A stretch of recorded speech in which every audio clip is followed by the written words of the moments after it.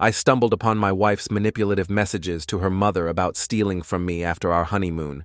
When I revealed her greedy intentions, she and her mom flooded me with 18 frantic voicemails. Be me, 32 male. Run this landscaping business. I started from scratch about 7 years ago. We're doing pretty good. Got a couple crews.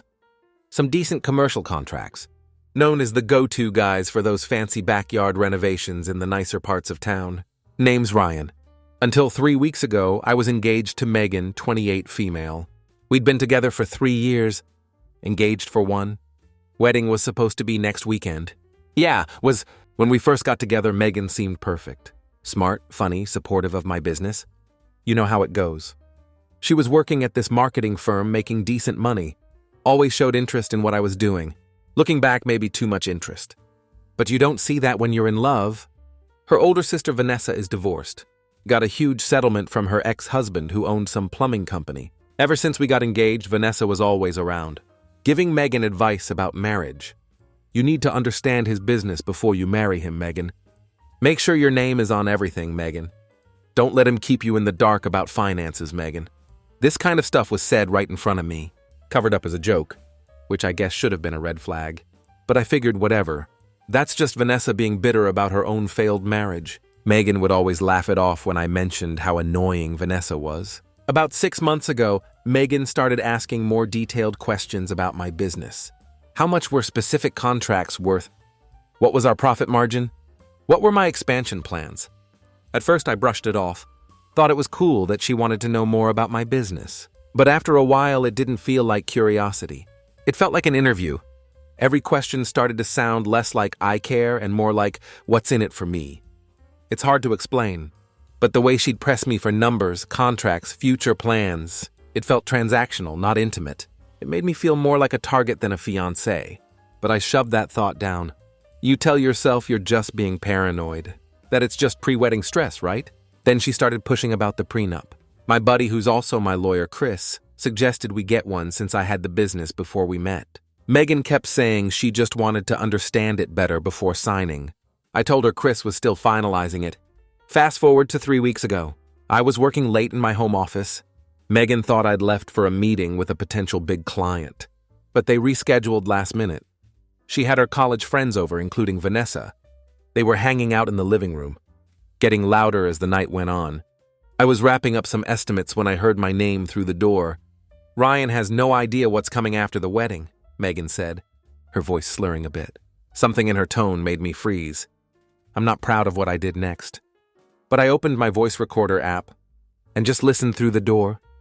The prenup is garbage, she continued. Vanessa found me this attorney who spotted 3 different ways around it. After the wedding, we'll take everything he has.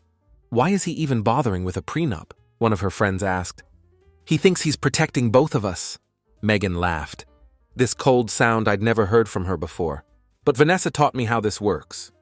I've been documenting emotional abuse for months. All made up, obviously. But who's going to question a crying woman? I felt dizzy hearing them discuss their plan in detail. How Megan would gradually get her name on my business assets after the wedding. How she'd been slowly isolating me from friends who might interfere. How she'd waited until my company hit a specific valuation before pushing for marriage. After the wedding, we'll take everything he has, she laughed. The house, the business, everything. Then I'll move to Nashville like Vanessa did after her divorce. She got half of everything plus alimony. Learned from the best, Vanessa chimed in. Men are so stupid when they're in love. I recorded everything. Almost 45 minutes of them discussing their plans.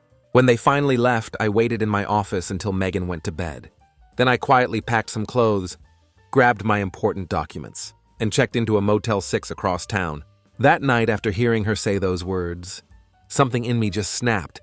It was like a light switch flipped, and whatever love or connection I thought I had for her just shut off cold. I didn't feel betrayed as much as I felt numb, like she'd reached inside and pulled something out of me, and now it was just gone. I wasn't Ryan, her fiancé, anymore. I was just some guy she was waiting to destroy, and from that moment, I stopped looking at her like the woman I loved. I started seeing her as a stranger, who'd been living in my house, in my life, pretending. First thing in the morning, I called Chris and sent him the recording. Holy shit, Ryan, he said after listening. Don't go home. Don't confront her. We need to handle this very carefully. What do I do? I asked, still in shock. First, act normal. Don't let her know you know anything. Second, we need more evidence. The recording is good, but we should build a stronger case. So that's what I did. I texted Megan that I'd landed a big emergency commercial project out of town and would be gone for 2 weeks. That's great, babe, she texted back. Don't worry about any wedding stuff. I've got it handled. Just focus on landing that contract. Reading that text, knowing what I now knew, made me want to throw up. 3 years together, and I had no idea who this person really was. So here I am in this shitty motel room, trying to figure out how my life turned into this nightmare. Chris is helping me plan next steps, and I'm playing along with all Megan's wedding texts and calls.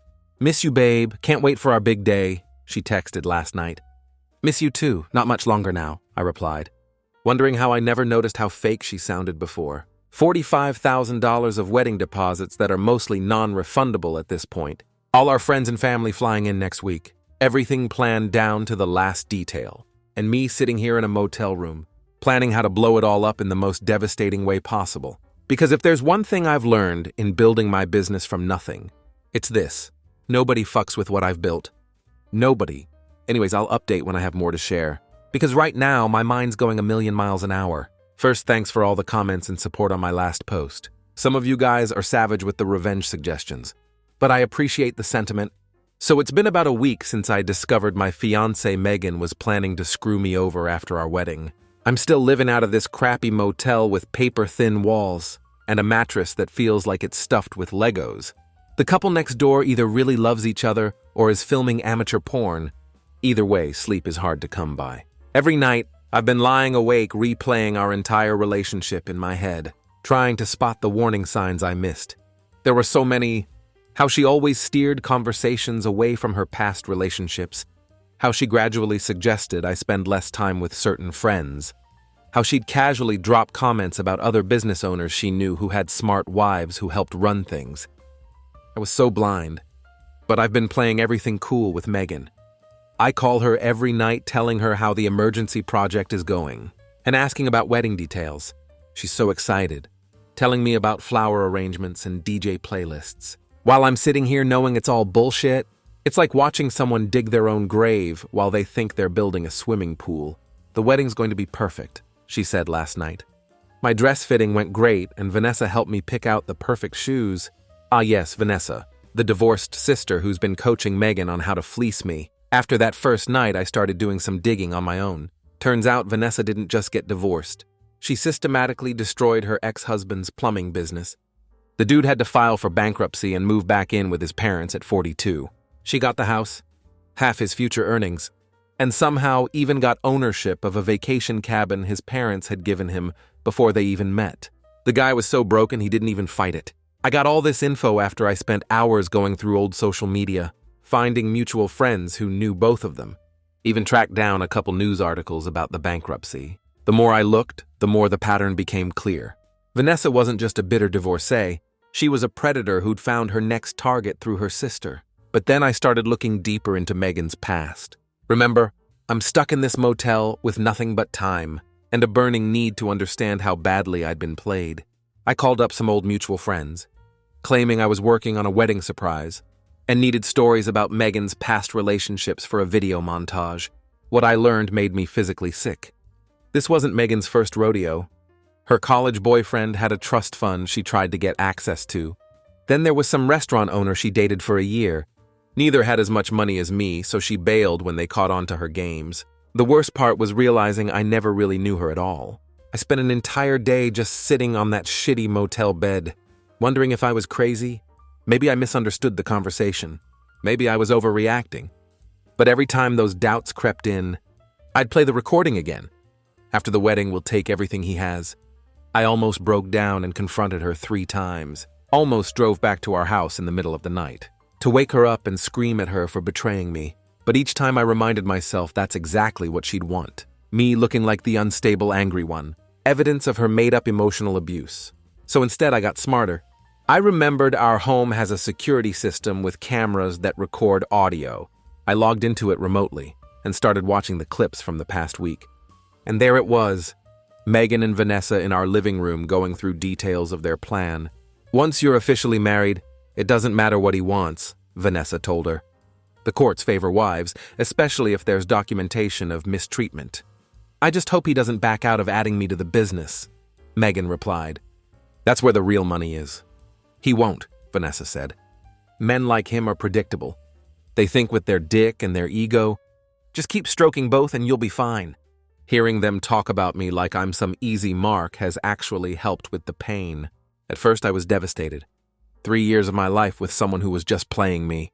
Now I'm just angry and motivated. The next step was harder. I had to get into her laptop. When we talked on the phone, I casually mentioned having left some work files on our home desktop that I needed. Could she please email them to me? While she was doing that, I remoted into the desktop using my admin credentials and installed a keylogger. 2 days later, I had her passwords. I logged into her email, her cloud storage, everything. And there it all was. A document titled Ryan's Abuse Journal, with made-up entries going back 18 months. Stuff like, Ryan yelled at me today when I asked about business finances. Said it's not my concern and I wouldn't understand anyway. Felt very belittled and scared. Ryan got angry when dinner wasn't ready. Slammed the door and gave me the silent treatment all night. Ryan controlled what I wore to his business party. Said my dress was too revealing and made me change. None of this ever happened. I've never yelled at her. Never given her the silent treatment. Never told her what to wear. I cook most of our meals because I'm actually decent at it, and she burns water. I also found emails between her and Vanessa going back 2 years. This wasn't some spur-of-the-moment idea. They've been planning this since before I even proposed. Vanessa has literally been giving her a step-by-step playbook. First year of marriage, just be perfect, one email said. Second year, start documenting emotional abuse. Anything can be twisted if you write it down consistently. By year 3, you should have your name on everything. Then boom, file when he least expects it. Another gem from Vanessa. Men are simple. Regular sex and admiration will get you anything you want from them. Just make him think it's his idea to add you to the business accounts. The final piece of evidence came when I found her banking records. She's been stashing money in a secret account. About $155,000 so far. Money that's come from our joint account that I mostly fund. All of this while wedding plans continue. Megan's been sending me photos of decorations, asking my opinion on cake flavors, confirming with vendors. Only 10 more days until I'm Mrs. Walker, she texted this morning with a bunch of heart emojis. Yeah, about that. Chris and I have been putting together a plan. At first I wanted to just ghost her, disappear and let her figure it out when I didn't show up at the altar. But Chris pointed out that would just make me look like the bad guy to everyone who doesn't know the truth. Plus, Megan might try to spin it as emotional distress and still come after my assets. So we are planning to go with a different approach. There are moments when I still can't believe this is happening. Moments when I remember how happy I thought we were, and I start to doubt myself again. But then I look at all the evidence I've gathered, and I know I'm doing the right thing. I'm heading back home tomorrow. Pretending the emergency project is completed, Megan's planning a special dinner to welcome me back. Little does she know I've got my own special plans for her in about a week. The hardest part is going to be acting normal when I see her, kissing her, sleeping next to her, talking about our future, all while knowing she's a snake. But I can play this game too. For 9 more days, I'll be the perfect loving fiancé. I've accepted that I'm out the $45,000 in deposits, worth every penny to avoid being legally tied to this person. My business, which I've put my heart and soul into for 7 years, is safe. That's what matters. I'll update after I get home and start the final countdown. Wish me luck. It's going to be the performance of my life. For those asking for more details on the evidence I have, the original recording, screenshots of their emails and texts and plans, the fake abuse journal, financial records of the secret account, and security footage. Chris says it's more than enough to not only stop the wedding, but also potentially pursue legal action for the attempted fraud. Holy shit, guys. It happened. It actually happened. I'm writing this from my new apartment, still processing everything, but I promised an update, so here goes. I got home from my emergency project last week, and Megan threw herself at me the minute I walked through the door, hugging me, kissing me, telling me how much she missed me.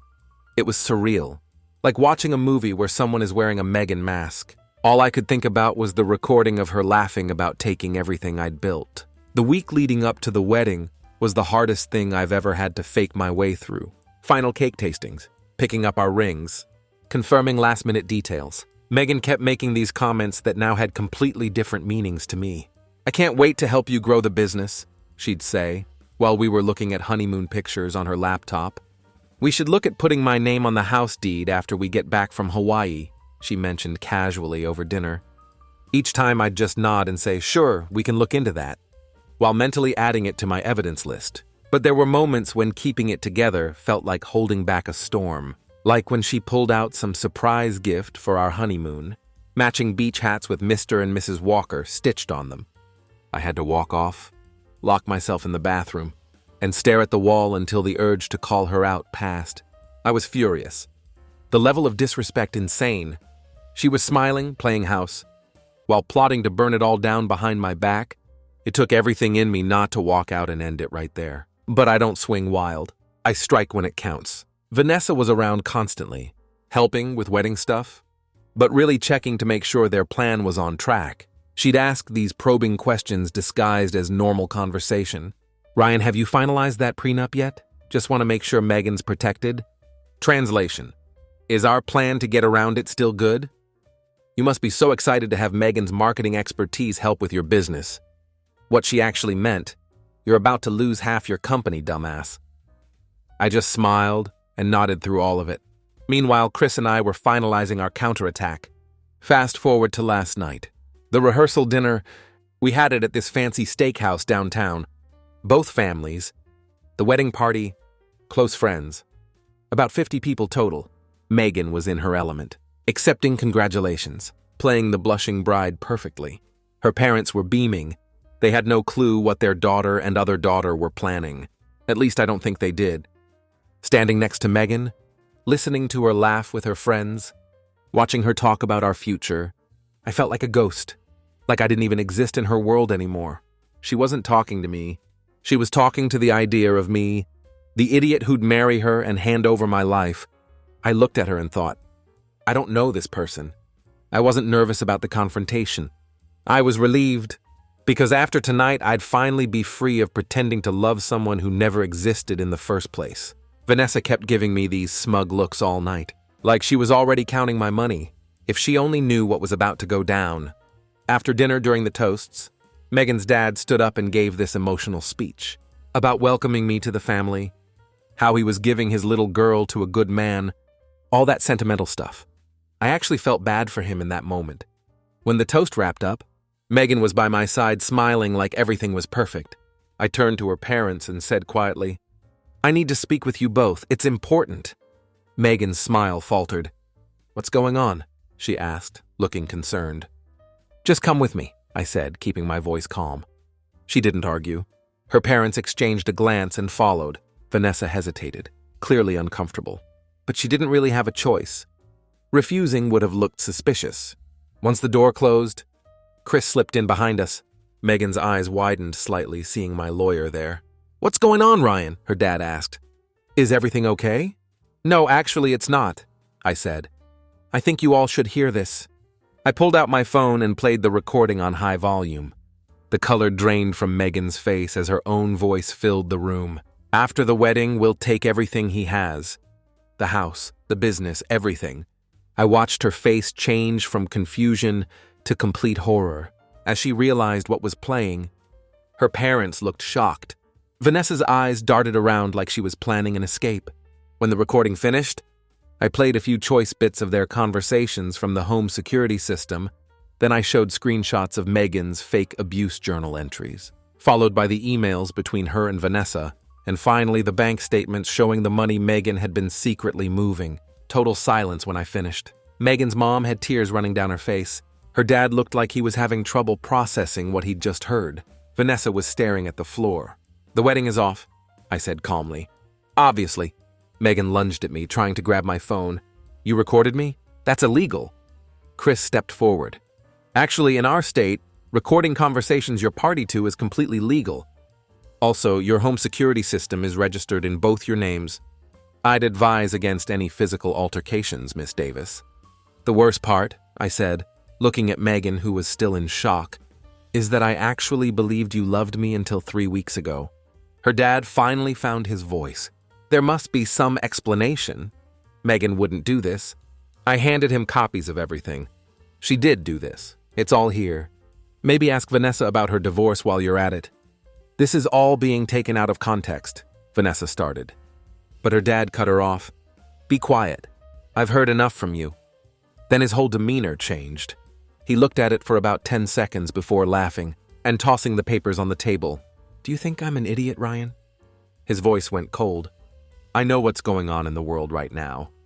All this so-called evidence. The recordings, the screenshots, this journal. It's all fabricated. I can make anyone say anything these days. I just stared at him, not believing what I was hearing. My daughter would never do this. This is some sick attempt to get out of the wedding, and you're using fake evidence to do it.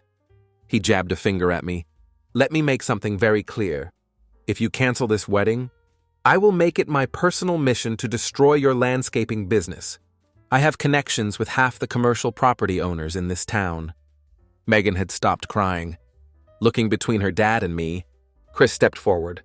Mr. Davis, I can assure you— Save it, he interrupted. I don't know what this kid is paying you, but we can beat it. This is defamation, plain and simple. The wedding is already canceled, I said firmly, finding my voice again. I've already contacted the venue and major vendors as of this afternoon. I'm not seeking any refunds or reimbursements.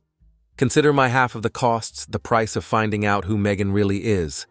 Before it was too late, you're making a huge mistake, he growled. My lawyers will bury you. Megan was back to crying again, that ugly kind of sobbing where you can't even speak properly. Please don't do this, she stammered. I made a mistake. No, Megan, a mistake is forgetting to pick up milk. This was a calculated plan to defraud me and destroy my life's work. There's a difference. Don't walk away from my daughter, her dad shouted as I turned to leave. You have no idea who you're messing with. Megan grabbed my arm. You can't just walk away. Where are you going? We need to talk about this. I yanked my arm free. I don't live there anymore. I moved my things out while you were at your final dress fitting yesterday. The look on her face when she realized I'd been playing her all week. Priceless. This isn't over, her dad warned as I walked out. Not by a long shot. I left them in that room. I didn't address the other guests. Just got in my car and drove to my new apartment. My phone blew up immediately. Megan called 28 times in the first hour. Her dad sending threats. Her friends, my family, all trying to figure out what happened. I only answered my parents who'd flown in for the wedding. Gave them the short version. Mom cried. Dad just asked if I was sure about the evidence. When I explained what I had, he went quiet. Then said, I'll handle the relatives. You take care of yourself. So here I am in my new apartment. Wedding day officially canceled. $45,000 down the drain. But honestly, the best money I ever spent. The weirdest part? I don't even feel that sad. Just relieved. Like I was carrying this weight for 3 years and didn't even know it until it was gone. Though I'd be lying if I said I wasn't worried about her dad making good on his threats. Guy has some serious connections in this town. I'll update if anything else significant happens. But for now, I'm just going to have me some dinner and get some sleep in a bed that doesn't have a liar next to it. For those asking if I'm worried about defamation claims, no. Truth is an absolute defense against defamation, and I have mountains of evidence. Also, I was careful to only show the evidence to her immediate family, not blast it publicly. As for her dad's threats against my business, bring it on. I didn't build this company from nothing just to be scared off by some pissed-off father with connections. Holy shit, guys. Things have gone from bad to insane. Okay, so after the rehearsal dinner showdown, Megan's dad wasn't bluffing about coming after me. He started calling my clients. 2 of them canceled contracts the next day, citing concerns about our reliability. Then I got calls from the bank about irregularities with my business loan. Someone was clearly pulling strings, but that was just the beginning. The day before what would have been our wedding, I was at my new apartment getting some work done. When there was a pounding on the door, I checked the peephole and saw Megan's dad standing there with her 2 uncles, both pretty big dudes who own a construction company. Open up, Ryan, we're just here to talk, her dad called out. Yeah, right. I stayed quiet, hoping they'd think I wasn't home. That's when one of the uncles pulled out what looked like a lockpick set. These assholes were actually trying to break in. I called 911 immediately. "Listen, Ryan, this wedding is happening," her dad said through the door. "You've embarrassed our family enough. You're going to apologize to Megan, show up tomorrow. And we'll forget this whole incident." "The police are on their way," I shouted back. That's when they started really banging on the door. "You think the cops will help you? I've got friends in the department. By the time they get here, we'll be long gone. And you'll be coming with us." The door frame was starting to splinter. I ran to the bedroom, grabbed the baseball bat I keep for home defense, and barricaded myself in. They got through the front door just as I heard sirens. Megan's dad yelled through the bedroom door. "This isn't over. That business you built, it's done. You'll be lucky to mow lawns after I'm finished with you." The police finally showed up and they scattered. 2 officers took my statement, but didn't seem particularly interested. One actually asked if this was just pre-wedding jitters getting out of hand. Unbelievable. I filed another police report but didn't stick around. Grabbed some clothes and went to one of my buddies' places. Called Chris immediately, who helped me get an emergency restraining order against all 3 of them. Later that night, Megan started texting again. "My dad was just trying to help fix things. Nobody has to get hurt if you just show up tomorrow. Please, Ryan, don't make this worse." The wedding day came and went. I spent it at my buddy's house, checking the security app for my apartment. They didn't come back, and fielding frantic calls from the venue about where the hell the groom was. Megan's final text that night. "You've made an enemy of the wrong family. Hope your little landscaping business was worth it." At this point, I'm legitimately worried. These people are unhinged. Chris says we have options. Restraining orders against the whole family, possible criminal charges for the break-in attempt, and a cease and desist for the business interference. I'm not going to lie. The scariest part is that I'm starting to think Megan's dad might really have connections like he claims. One of the cops who responded actually went to high school with him, and 3 more clients have dropped us in the last 48 hours. I'm not backing down, though. I built my business from nothing, and I'll rebuild it again if I have to. But I'd be lying if I said I wasn't scared. Not just for my business, but physically scared of what these people might do. We'll update when I can. Staying with different friends each night for now. It's been 6 months after everything went down with Megan and her family, and I'm finally in a place where I can close this chapter of my life. The months after the wedding that wasn't were brutal. Megan's dad made good on his threats. I lost about 60% of my business within 2 months.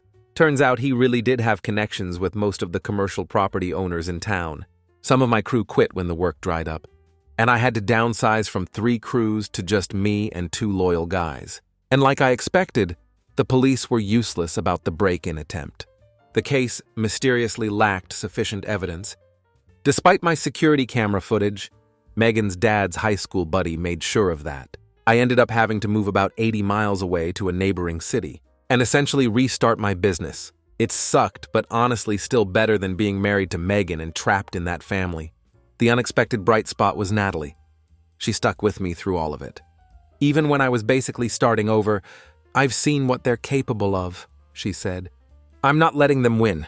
We got an apartment together in the new city, and she helped me rebuild. Her marketing background actually came in handy for the new business.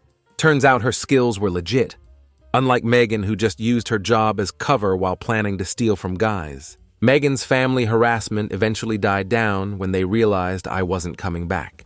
Last I heard, the weirdest part happened 3 months ago. I was at a regional landscaping conference. When I ran into Megan's dad in the hotel lobby, he was there with his construction company looking to network. When he saw me, he came over. I was ready for another confrontation, but instead he just said, "You were right about my daughters." Turns out after I left, Megan and Vanessa's scam started unraveling. 3 more guys came forward with similar stories. Then Megan's dad found out they'd been embezzling from the family business for years. The final straw was discovering they'd taken out credit cards in his name. "I owe you an apology," he said, looking genuinely broken. "I should have looked at the evidence instead of threatening you." I didn't say much, just nodded and walked away. Too little, too late, man. My business is finally growing again in the new city. Natalie and I are solid. We're even talking about getting married next year, though this time with a much smaller ceremony and a rock-solid prenup that we both agree on. The whole experience changed me. I'm more cautious, sure, but also more appreciative of honesty and straightforwardness. I record important conversations as a matter of course now. I check potential clients more thoroughly, but I'm not bitter, which honestly surprises me sometimes. Last month I got a text from Megan. "I'm sorry for everything. I was a different person then." I didn't respond. There's nothing left to say. When I think about how close I came to marrying into that family, it still gives me chills. But then I look at where I am now, building something real, both in business and with Natalie, and I realize it all worked out how it was supposed to. They say what doesn't kill you makes you stronger. In my case, what didn't kill me led me to a better life than I would have had otherwise. So I guess this is it. Thanks for riding this crazy journey with me. If there's one thing I hope someone takes from all this, trust your gut. If something feels off, it probably is. For those asking, yes, I'm still recording important conversations. Once burned, twice prepared. And to the guys DMing me about Natalie being just like Megan, stop. She was the one person who tried to warn me. And she's nothing like her former friend. Some people are just genuinely good.